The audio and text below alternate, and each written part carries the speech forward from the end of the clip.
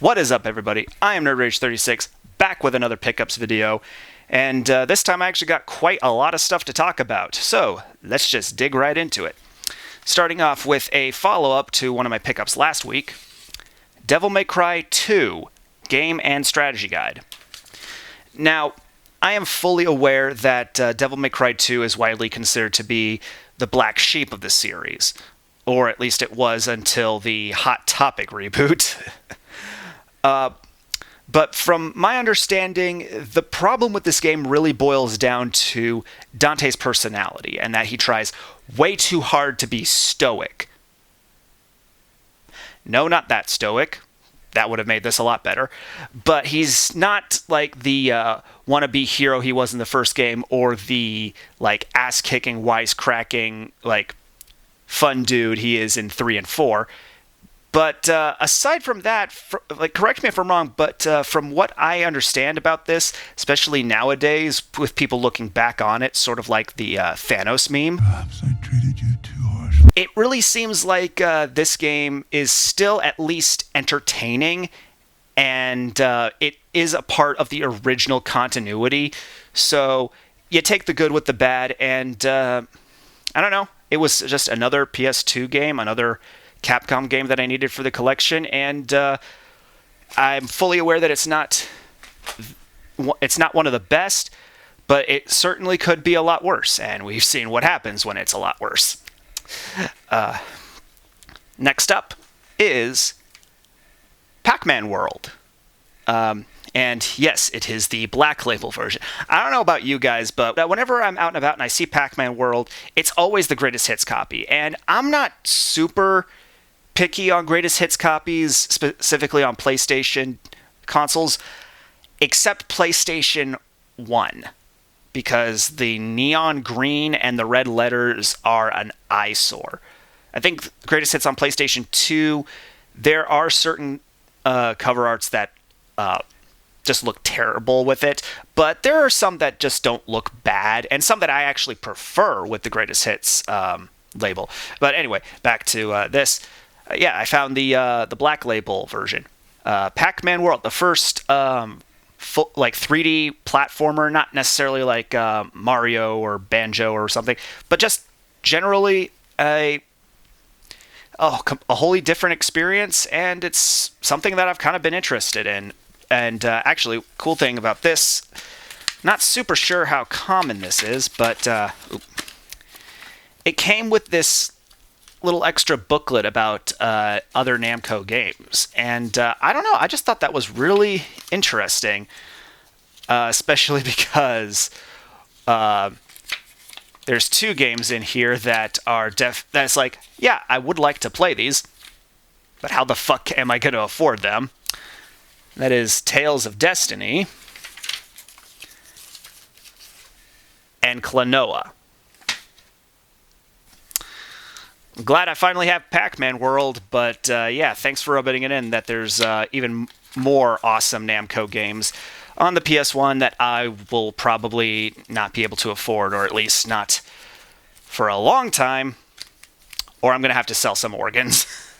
But yeah, Pac-Man World. I'm kind of interested to check this out. I sort of wanted to check out World 2, because I remember seeing that at like a group event when I was a kid, and Scott the Woz talked about it on GameCube, and it's like, okay, these look at least like more interesting than typical arcade Pac-Man, but me being the kind of gamer that I am, I sort of wanted to start from the beginning, so it's cool to have that.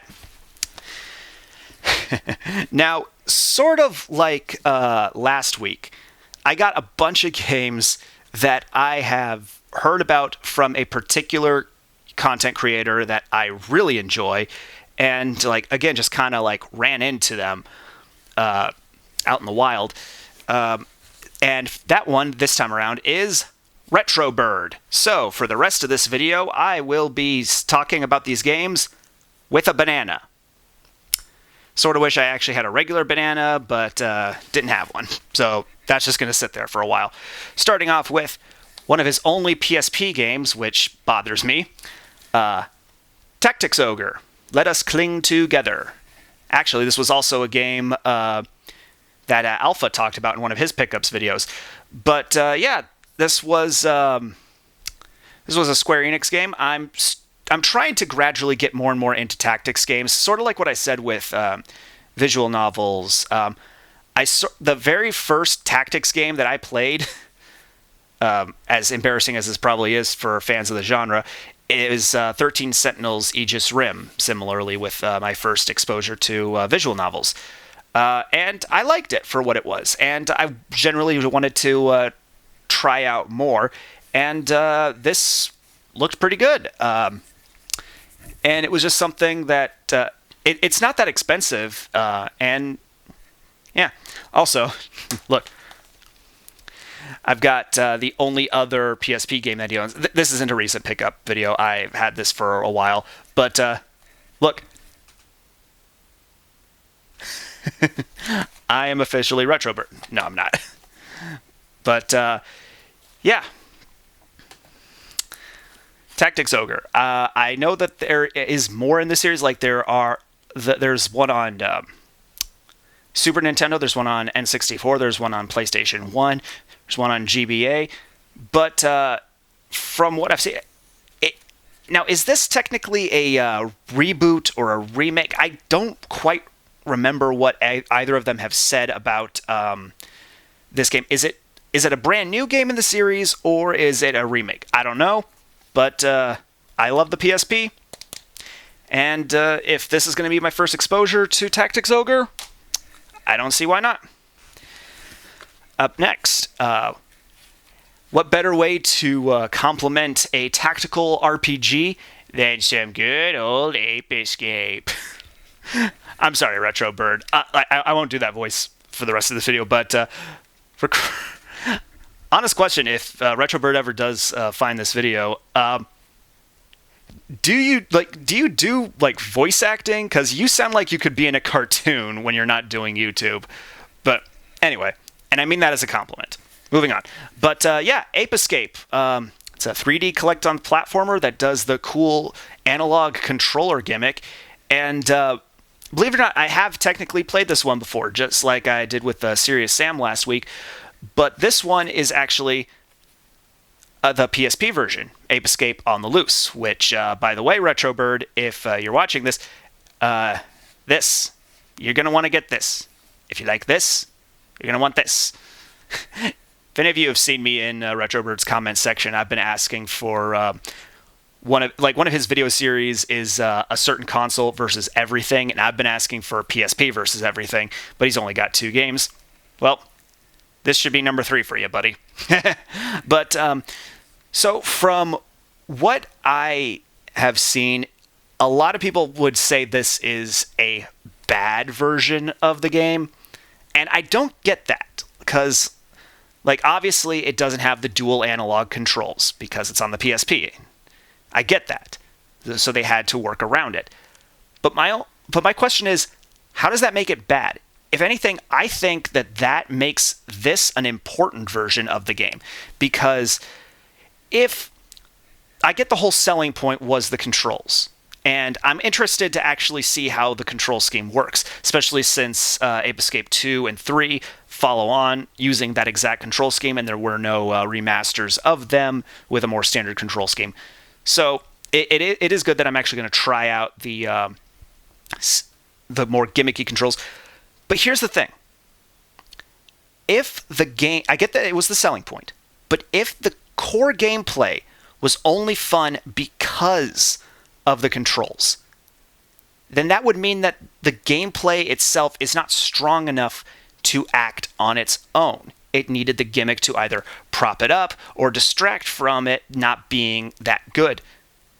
But as this game proved, because these are the exact same games, except this one has the gimmick controls and this has the more standard controls. That's why I think it's more important, well, not more important, but it's an important version of the game, because it proves that the gameplay is just as fun with or without the controls. It would be like playing Donkey Kong Jungle Beat with a regular GameCube controller instead of the bongos, or Skyward Sword on the Switch instead of the Wii. The fact that even though the selling point was the unique controls/controller, the fact that you can play it with a more standard control scheme and it's fun either way makes that kind of just proves that the game was good enough to begin with. And honestly, it's cool to just have two versions, especially one that I can play on a nice fat CRT and one that I can play on the go. Also, if you really need any other, if you really need any more convincing that this is a good version of the game, even if it's not better than the PS1 version, I will say this. It is a 3D collectathon platformer with controls like a Zelda game. Shut up and take my money! Seriously, what you do is you map a tool to a face button, and then you press the face button once to equip it, and press the face button again to use it. This is one of two games that I have talked about wanting to travel back in time and punch my 13-year-old self for not playing sooner. Up next is Rayman 1 on the PS1. The non-long box version, the non-greatest hits version, and this, just like with Shenmue, I was shocked to have found it in as good a condition as I did. And yeah, once again, screw you, Ubisoft. And finally, Mr. Bird is about to be very happy. Rocket Knight Adventures.